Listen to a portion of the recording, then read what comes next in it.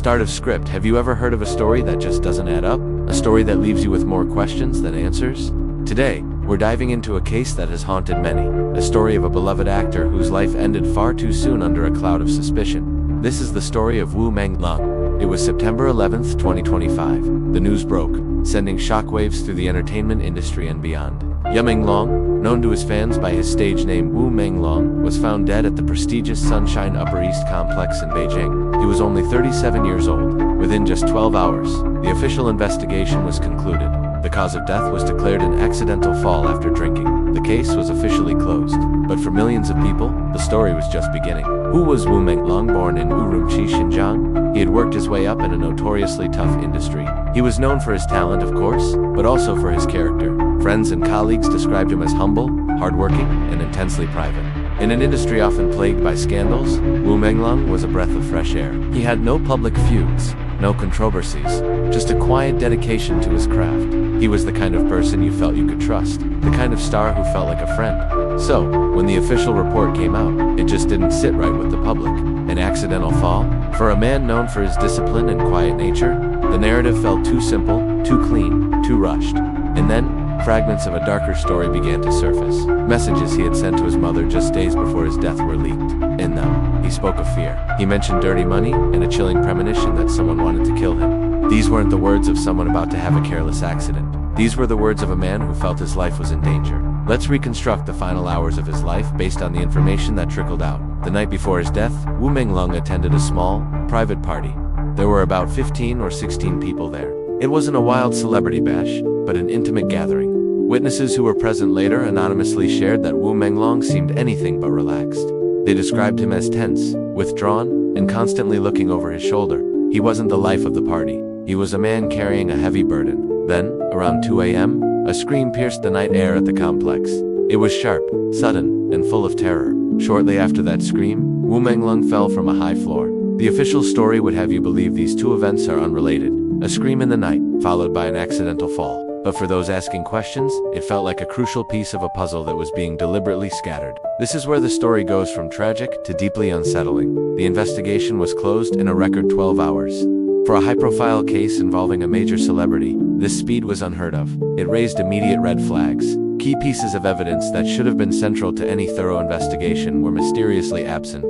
The CCTV footage from the building, which would have captured the comings and goings of guests and the events in the hallways, was reported as missing or unavailable. An autopsy was performed, but the results were never released to the public.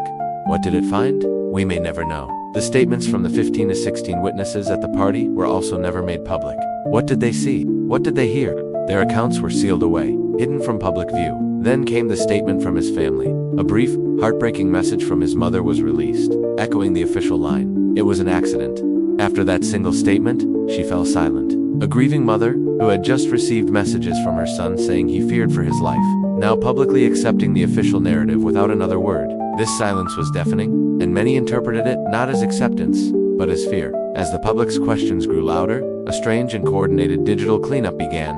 On social media platforms, the digital world was being scrubbed clean of Yu Meng Long's memory and the questions surrounding his death. Hashtags demanding justice, tribute videos, and posts questioning the official story started disappearing within hours.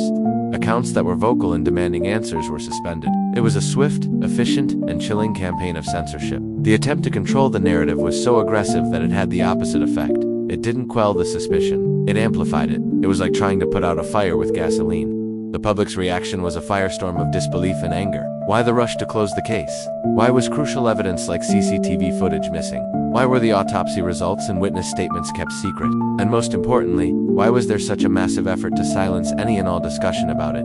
The more the story was suppressed, the more people were convinced that there was something to hide. Yu Meng Long's name became a symbol, a code word, for a truth being buried. His case transformed from a personal tragedy into a public symbol of silenced truth. It represented the struggle between official narratives and the public's right to know. It highlighted the frustration of people who saw a system that seemed more interested in closing a case quickly than in finding the real truth. The official story said accidental fall, but the whispers on the street, the deleted posts, and the missing evidence all screamed something else. Years have passed since that fateful night in September 2025. There are no new leads, no reopened investigations. The official record still reads accidental fall after drinking. Yu Meng Long's case has become a modern mystery. a cautionary tale whispered in online forums and private conversations. It serves as a stark reminder that sometimes, the most important stories are the ones that are never officially told. The questions remain, hanging in the air, unanswered. What really happened to Yu Meng Long in his final hours? Who was he afraid of? And who had the power to erase a man's story, but not the questions his memory left behind? His legacy is now twofold: the art he created, and the search for truth that his death inspired. The story of Yu Meng Long is a powerful one, and it's important that we keep these conversations going.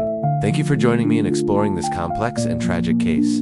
If you found this story compelling, please consider liking this video and subscribing to the channel for more deep dives into stories that deserve to be told. Stay curious, and always ask questions.